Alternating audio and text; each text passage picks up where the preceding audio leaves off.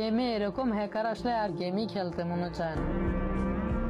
অনেকে তো এই হ্যাকারদের জন্য গেম খেলাও ছাইরা দিছে।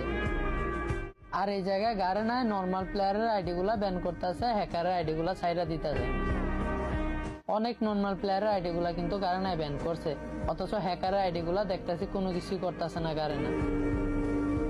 গারেনা থাইকো তুমি তোমার হ্যাকার নিয়ে, যখন আমরা নর্মাল প্লেয়ার গুলা চলে যাবো তখন বুঝতে পারবা।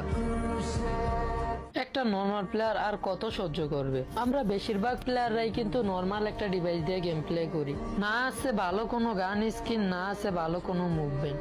তা দিয়ে একটা ভালো প্লেয়ারের সাথে ফাইট নিতে আমাদের হিমশিম খেতে হয়, তার ভিতরে আবার এরা।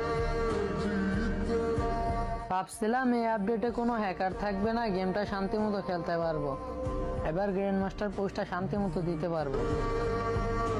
কিন্তু এরা কোথ থেকে প্যানেল হ্যাক গুলা লাগায় আসে আর আমাদের নর্মাল প্লেয়ার গুলাকে ইচ্ছা মতো মারে। তো এই হ্যাকারের খেলাটা দেখো, এরকম হ্যাকার কিন্তু অনেকদিন পরে আসছে।